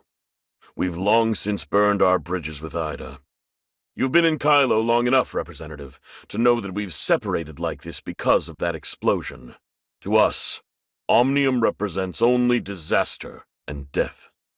None of our Kylians were spared from that chaos. Not those on the ground, nor those in the station. Void Piercer has successfully assumed control of the Brighton public sector. When I first arrived in Kailo, I really believed that. The Kylians, fearing Omnium, were forced to rapidly develop Ore-Zero and adapt to using Zeronium. Shirley previously used the Space Rift to bring a piece of Ore-Zero back to Hykros. Upon their examination, they found that Omnium and Zeronium are one and the same. My spaceship can operate just as well on Zeronium. Isn't that proof enough, Mr. Rafa? And don't try to lie to my face. Shirley. Oh, speaking of Shirley, she's quite a bit tougher than General Veronica. Helix Bio has made all sorts of attempts to take her machinery apart. You dismantled Shirley? Don't be angry, Representative. This is all for her treatment. Her strong reactions to the turbulence have been suspected to be a precursor to Starstone Syndrome. However, your technology far surpasses Helix Bio's capabilities. What an amazing combination of mind and machine she is. In the end, they had no choice but to settle for the brain interface. Miss Shirley is a distinguished guest all the way from Hykros. We need to do everything we can to heal her, yes? You wouldn't want your assistant to die in Kailo, would you? You're not getting out of this if anything happens to Shirley. Rest assured, Representative. Shirley won't be harmed. Helix Bio's healing methods are extremely advanced. Even my health depends on them. Lana's latest model is developed by Helix Bio Inc. Their unique biotechnologies have made her body almost indistinguishable from that of a human. Keep talking. We need just a little more time. It's only the droid access left now. You're a fan of Lana, I take it?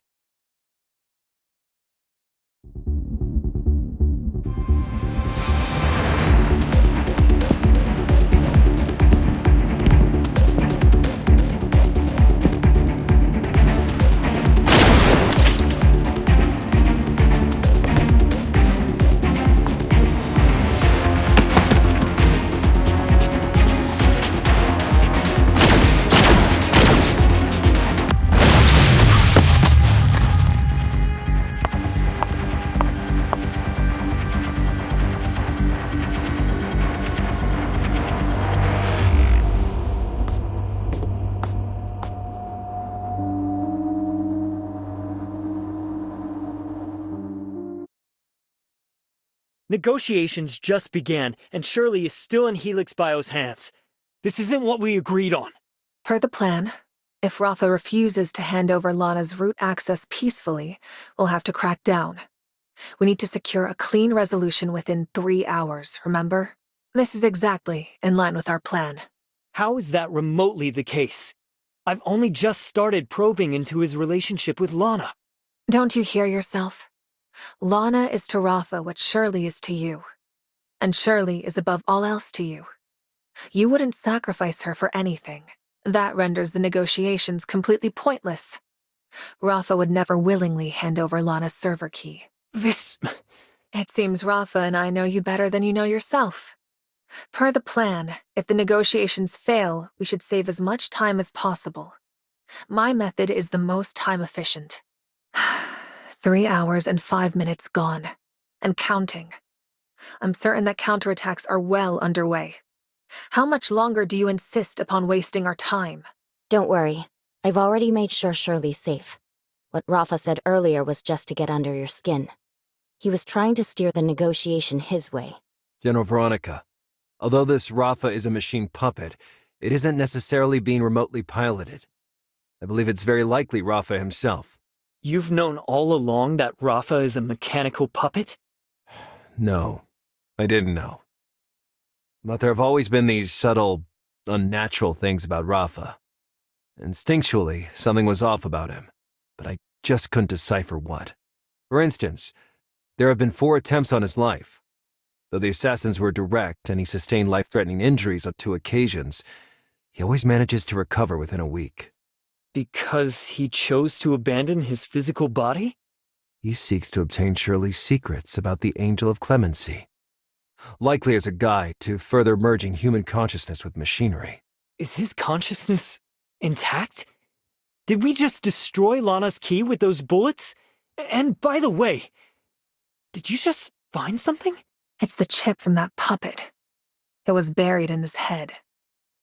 With how specialized its design is, I doubt ordinary terminals can read it.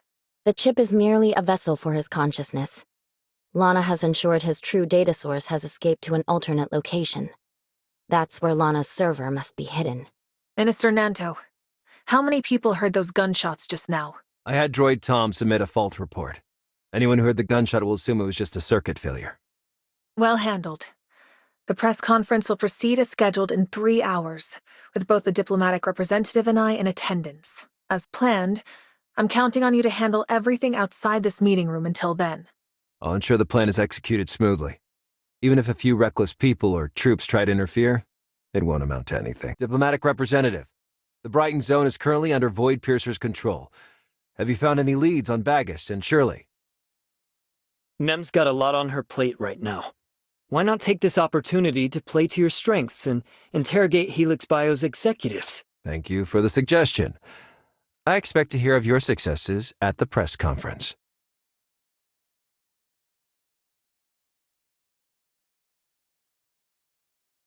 Let's go.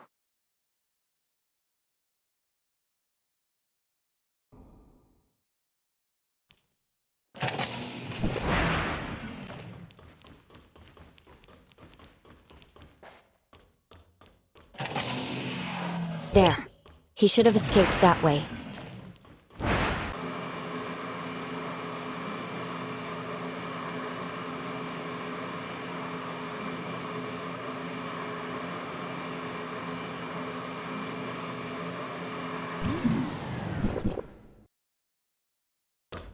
I think Nem's guiding us with these purple lights. She must not be able to reach us. Get some useful info first.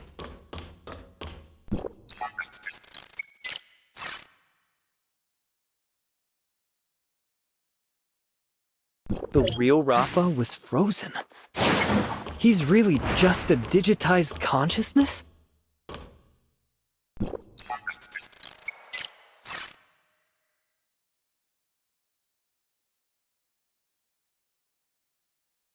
After Bagus's stasis pod was damaged, Aglaia fought desperately to save him. But in the end, she couldn't change the fate of her only remaining friend.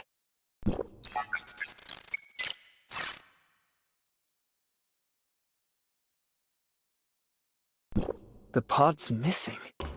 Did Nanto know? Anchor Infinity has to be responsible. It looks like a disappearance on the surface, but it's really a carefully concealed kidnapping.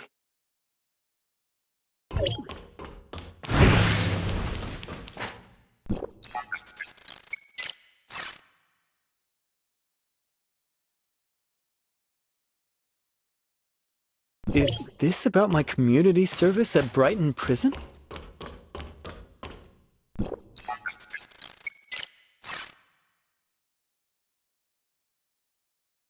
Helix Bio's certainly got a diverse research portfolio. I wonder if these plants are from planet Noah.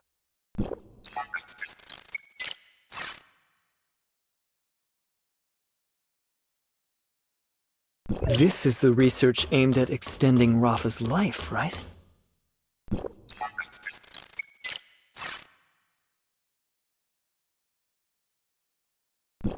This argues that uploading doesn't negate the physical body's importance.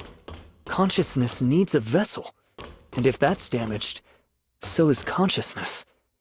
Currently, only the human brain can repair consciousness. Do you get the feeling these droids aren't just for show?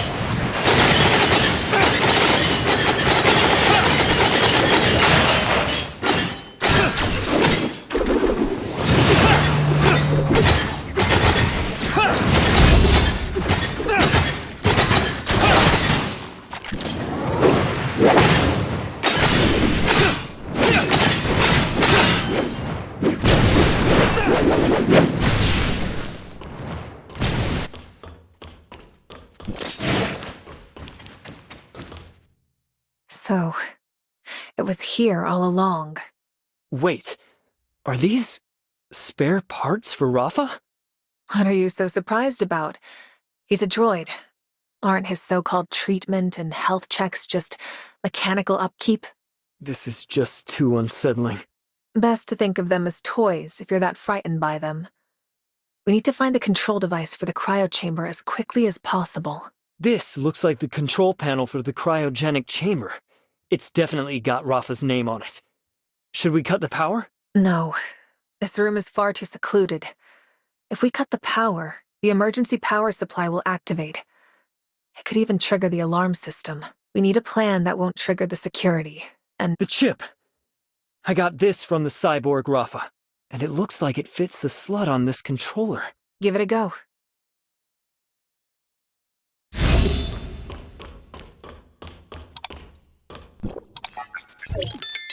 Greetings, Master.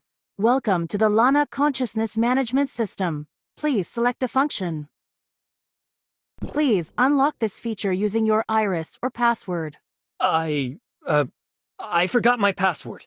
No worries. I'll connect you to the Helix Bio customer service hotline right away. Due to the high volume of Lana orders, the customer service hotline currently has a queue. You are number 129 out of 135. Please hold patiently.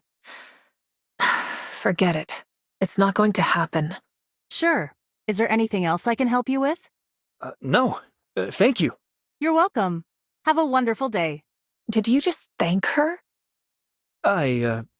Force of habit. You took out Rafa with a single shot. Let's go with the quickest option. Even if we trigger the alarm, with Nem and our strength combined? Huh. That puppet was so lifelike that no one even noticed. It must have taken some serious effort. So, you're interested? Use your brain. Anchor Infinity is swarming with advanced permission systems that unlock via iris. In other words, that machine puppet definitely has artificial irises. Since Rafa's got so many duplicate bodies, unlocking the iris lock will be a cinch, won't it?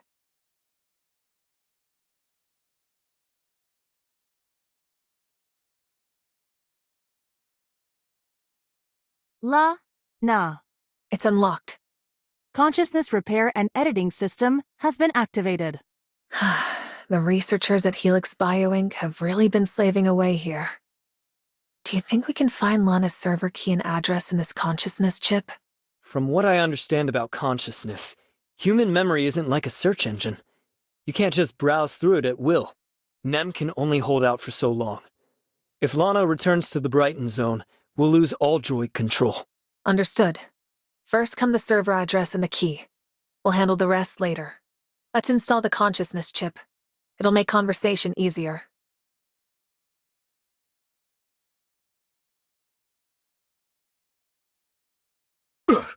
Huh? Veronica? And that darn Aiden! How dare you shoot me? Wait. You actually found this place? Don't you realize you look ridiculous right now? Lana, you're with the Void Piercer, aren't you? No one but a dimensional quantum supercomputer could have done all this. You know about the Void Piercer? So Bagus really is your accomplice. It's impossible. With the space-time turbulence blocking the way, the Void Piercer simply shouldn't be able to locate Kailo. I clearly closed the passage. I owe you one. You connected Shirley to Kailo's network, and no matter where Shirley is, Nem can always find her. Dimensional computers are remarkable. They're always just beyond my expectations. Is it Shirley's connection with the Void Piercer that has made her consciousness so hard to crack? I'm completely at your mercy. I can't fight back, after all. But I'm curious. What will you do now? Nanto just found Bagus's consciousness.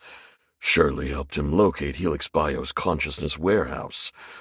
Aren't you worried he might hide Bagus somewhere you can't find? You slipped up when you said Void Piercer. Now I know. Even if Aglaya used the alias Bagus, she couldn't be the Bagus I'm looking for. You can't possibly want to destroy a consciousness that contains half the source code. I know for a fact that even with Lana's abilities, you can't separate the code from Bagus's consciousness. You fell for it. Aglaya is Bagus. Only she could fool Gestos and plant the Gungnir virus in you. She knew you were looking for her, so she deliberately sought help from Nanto to throw you off the scent. Why else would she suddenly contact Nanto now, after so many years? The more you talk, the more I think it's you who's really Bagus. But I'm curious about one thing. How could you both manage your duties in Kailo and have a doppelganger in the network? You've been deceived by Bagus and Nanto. I was just... Nanto once said he doesn't believe Aglaya would hurt a fly. Krog also mentioned that Aglaya's fatal flaw is her kind heart. You tell me, how did that Aglaya become Bagus? Veronica, isn't this just an issue of cosmic exploration? You know I'll support you in whatever you want. I thought you'd forgotten me. But I think you were right before. With Kailo's current resources, we can't sustain a grand plan like Astralis. But Ida can. The Hykros we're negotiating with is comprised entirely of scientists. Their resources and expertise will be far more helpful to Project Astralis. I don't care about Bagus. That's between you and Nanto. I'm only concerned about Lana. This is her server, isn't it? Hand over the root access key. I thought you were just after me. I didn't expect you to actually try to seize Lana. Oh, cut the crap. Keep this up and I'll get Helix Bio to scour your brain for the key. Or maybe I'll let Void Piercer have a go. Look around. Do you still see me as an inferior being? I'm purely digital, fully evolved. I do not fear the death you speak of. You can't even get close to killing me. To you, the end of the physical form is death. But I have long since transcended my decaying body. To a lowly being like you, trapped in flesh, I am closer to a spirit than a man. Humans cannot kill spirits. Lana does not belong to anyone. Lana is a product of the Master, Authorizer, the Bagus that you've been looking for. They've been by your side all along, but you're too much of a fool. How loud. You want Kailo. You want to go home. You want to explore. You want it all. Go then. Do as you will. I grant you the freedom you crave, caught in the tide of humanity's endlessly repeating history. You short-sighted humans are doomed to be trapped in a tragic cycle. In the end, you march towards self-destruction, culled by the very freedom you fought so hard to attain. You have already been abandoned by the Master. You are not worthy of evolution. On the Master's behalf, I must cast you aside. Consciousness deletion is irreversible. Are you sure you want to delete all current consciousness data sources? Huh? Okay. Consciousness deletion has been initiated. System upgrade complete. This system will cease providing services effective immediately. We wish you well. Goodbye. Did he just commit suicide? With Lana? No. Lana just said something about an upgrade. Could it be? What happened? Nem. How come you just appeared out of nowhere? Lana suddenly vanished. Machinery across several mines and spaceships dangerously malfunctioned, so I had to take over. Rafa's the servant of God. They're all insane. Looks like Rafa's consciousness committed suicide. And as for Lana, she said the system update had completed, then stopped responding. Don't worry. If Bagus is really helping Lana out with this upgrade, he hasn't finished yet. Otherwise, I would have detected it. I've got some spare parts for Rafa's machine puppets here. Do you think you could control them? What do you want to do? Of course. Come on. Let's resurrect Rafa. Ugh. I wish Helix Bio didn't make these machines look so much like real people.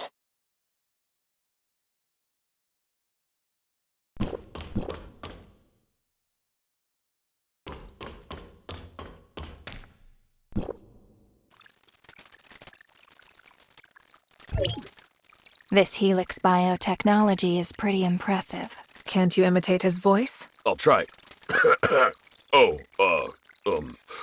Does this sound about right? The imitated voice is exactly the same, but the tone is completely different. It's a bit uncanny. Understood, diplomatic representative. What happens now? You, forgot about your purple eyes. Anything else? All right. When you go out as Rafa, announce that you're retiring from Age, and that everything will be entrusted to me and Nanto. You don't have the authority to order me around. This is our best option right now. We need her to stabilize Kailo. Of course, we need to worry about Lana's disappearance later, but we can't afford any more chaos at present. Ugh, I'd really rather not go. You'll just have to cooperate a little longer. When the time comes, cough a few times and say you're gravely ill. Then you won't have to appear as Rafa anymore. Fine, but I'm only going because you asked. Thank you, Nem. Shirley will definitely praise you for this. I don't want any praise. You've got quite the knack for charming kids, Who are you calling a child? The diplomatic representative, of course. You...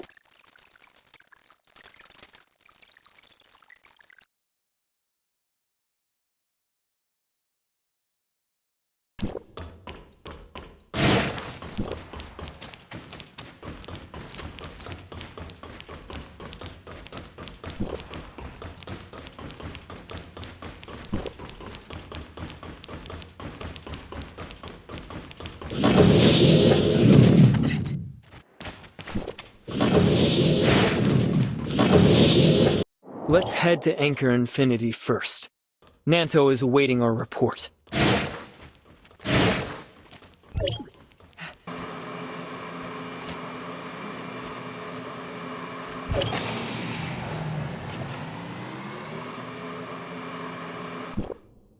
Rafa? Don't get it wrong. This is Void Piercer disguised as Rafa. We found mechanical parts of a machine puppet, so we had her temporarily pose as Rafa. It's more convenient. So, have you already obtained Lana's root access? Do you really believe Rafa would commit suicide? That Lana would just disappear? When Lana said the upgrade was complete, I couldn't help but think there's something more to it. We're well aware of these concerns. Currently, there are many urgent matters to handle. We'll have to revisit these issues once we get through today's mess. I understand. We need to talk about Kailo's future. Aglaya's consciousness has been restored, and I've confirmed with her that she's never met you. So she's not the person you're looking for. She's awake. Where is she? Could her Starstone syndrome be cured? She was frozen for too long. Her body's extremely weak. I'm sorry, but she can't appear for now. I appreciate your concern. I'll make sure to relay it to her. What I'm about to say represents the position of Aglaya, my aunt, and the legal heir of Apex.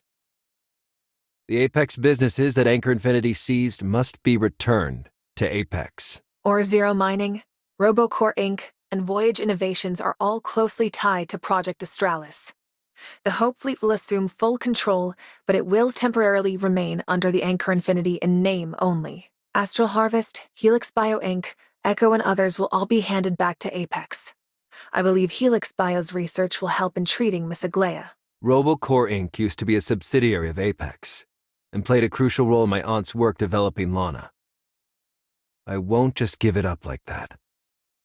Also, the director Johannes has already agreed to join Apex. RoboCore Inc. supplies Lana with the servers and controls the spaceship's navigation system, so it can't be handed over to you. Aglaya is still weak.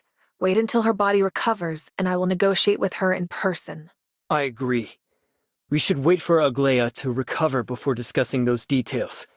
She'll have a lot of important suggestions regarding Lana. For now, let's focus on the press conference. Right now, there are 3 critical issues to address. First, we need a reasonable explanation for Rafa's exit. Second, we must confirm that Kailo will reopen the passage and establish stable communication with Ida. Lastly, we need to halt the new Project Arc that Rafa publicly announced. This is a matter of safety for the Kailians. There are too many uncertainties involved and shouldn't proceed in its current state. Aren't you coveting Kailo's space rift technology anymore? That's not the most important mission I'm here for. Once the passage reopens, I'll discuss the matter with my superior again. After all, the situation on Kailo has changed. It seems Mr. Nanto has no objections. Then let's hold a press conference. I am Rafa Garcia, president of Anchor Infinity. Today, I hereby officially announce that, due to health concerns, From today on, I entrust Anchor Infinity to Nanto and Veronica. My body can't hold on any longer. You still haven't announced the negotiation results. The 3 points we just discussed. I'm done talking. Mr. Rafa is indeed bedridden due to his old age. As such, I will report the outcome of the negotiations on his behalf. The diplomatic representative demonstrated remarkable sincerity during the negotiations, persuading Anchor Infinity to work with Ida to establish a secure, stable, and high-speed communication channel. In the near future, Idans and Kylians will be free to travel between 2 zones. We will maintain friendly, equal relations with the interests of both peoples coming first. Due to the significant resources required for establishing this passage, we must pause the immigration applications for the new Project Ark. However, the Ida will support the construction of Kailo, backing our future efforts to explore and transform broader habitats. The diplomatic representative has promised this. Me? Wait, I didn't say that. Oh, he's taking advantage of the chaos. Unbelievable. Wait a moment. Please hold on. Mr. Nanto did indeed forget one thing. Ida will also fund the Hope Fleet's largest exploratory expedition, Project Australis. I believe everyone here has heard of Project Australis. After all, I've been in the news 10 times recently, and 9 of those mentions were related to it. In the past, many believed the Hope Fleet acted recklessly, and that the project was merely squandering Kailo's precious resources and energy, even ultimately being a burden on Kailo itself. But we still have a second round of negotiations, which will cover Ida's specific funding plans for Kailo and the construction plans for the new Tower of Fantasy. A new Aidan diplomatic representative delegation is about to arrive in Kailo to commence broader negotiations. what? Another delegation? That concludes today's press conference. Thank you, everyone. Nice job, Nem. If I really promised the Kylians so many resources and can't deliver, Papa definitely won't let me off the hook.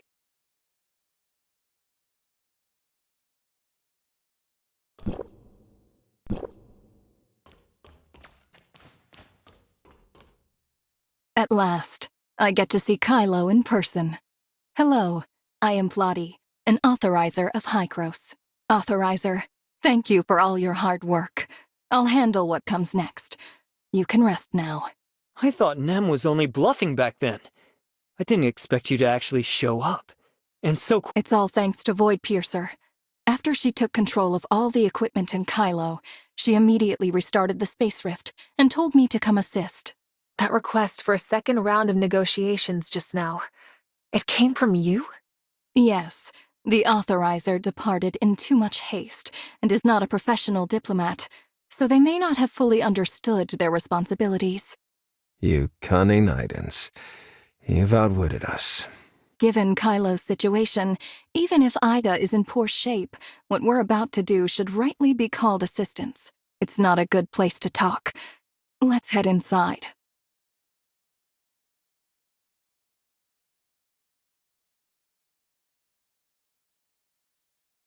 Shirley, how are you? Are you feeling okay? I'm so sorry. I shouldn't have let you go through the space rift in my place. I also shouldn't have... Trust me, I won't let anything like this happen again. I promise, I'll protect you from now on. I believe you.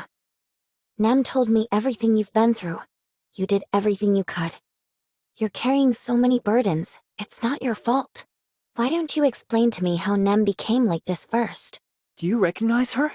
It was Veronica's idea. So, was it really Plotty who told you to say those things just now? Mm-hmm. You would listen to her? You want to hear what they're saying? Now that Lana's gone, this place is all mine. You're changing the subject? Honestly, I'd like to hear it. So, go on.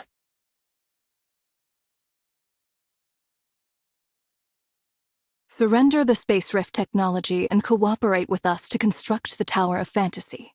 Those are the only demands Hykros has. So you want us to reenact the disaster from 50 years ago? The Kylians aren't short on intelligence. We're just short on resources. I figured that would be your biggest concern. You can rest easy. That issue has already been resolved. Are you saying Hykros of Ida can't even build a large-scale space rift? Yet you somehow claim to have a solution to the technological problem that shattered Ida 50 years ago? I've heard your blunt retorts. You're wrong about one thing. We've determined the disaster 50 years ago was caused by human error, not a technological problem. You're all on this space station. So you should know that 50 years ago, humanity had no choice but to launch a global retracement to deal with the temporal anomaly. Then you failed, imposing a mass euthanasia on all of Ida. Truly, the dead are not affected by temporal anomalies. The origin resonance failure 50 years ago was caused by humanity's insufficient preparations. Simply put, it was initiated under a state of emergency and forced into action before it was ready. But this time, our objective is to execute a perfect global retracement. How do you achieve perfection? Because this time, we have the perfect authorizer. Plotty knows I'm the perfect authorizer? Did I forget to mention? I wanted Hykros to go all out to rescue you, but Plotty wanted to keep observing the situation and your reactions. I had to emphasize how important you are. What else did you tell her? She threatened me, saying that if I didn't reveal everything I knew, she'd abandon the rescue mission. You didn't really believe her threats, did you? The one threatening me was Papa. You can't reason with a lunatic. I've run the numbers. There's a 90% chance Papa will make whatever choice she wants to, and the other 10% is because of Plotty's presence. So, Plotty knows about it. Yes, but she's very rational. She didn't tell anyone. Even if everything you said was true, building the Tower of Fantasy, connecting with Ida, and ultimately allowing Kylians to return home. Kailo is not the same as Vera. At that time, there'll be no Kailo. We may have different perspectives. That's fine. There's still no evidence. Once I prove it, we can resume negotiations. What exactly are you trying to prove? Please, both of you, follow what was said at the press conference and make every effort to construct stable channels. Preferably using large-scale space rift technology, as we will be dispatching research personnel to conduct investigations. What exactly are you planning to research? As far as I know, you, as commander of the Hope Fleet, have been eager to launch major long-range expeditions. But that's difficult in Kailo. There's too much space-time turbulence. Hykros is not skilled in space rift technology, but for certain reasons we have researched something similar to space-time turbulence, the abyss flow. If our researchers can develop a more accurate space-time turbulence detection device here, I believe it will greatly assist your navigation. Can you really pull this off? Absolutely. But we'd need to work closely with Kailo's researchers. Knowledge only progresses through collaboration. Moreover, to learn as much as possible about space-time turbulence, it would be best to conduct research across different corners of Kailo's space. We may also need to ask Kylian Hykros to construct several large-scale space rifts. We can only allow limited sharing of research results. Key research milestones must be completed independently by the researchers from Kailo. The Space Rift Technology team currently belongs to Apex, and Apex will assign a representative to provide detailed terms of cooperation. We can discuss this further at our next negotiation. My aunt still needs me to look after her, so I must take my leave. He went to see Aglaia. Should we go see her too? Us? I don't think so. She doesn't know us. To her, we probably look more like enemies right now. Well, since Plotty's here, let's relax a bit and dump our burdens on her. You can tell that I'm feeling uneasy? Did my attempt to comfort you come off that stiff? Lana's words.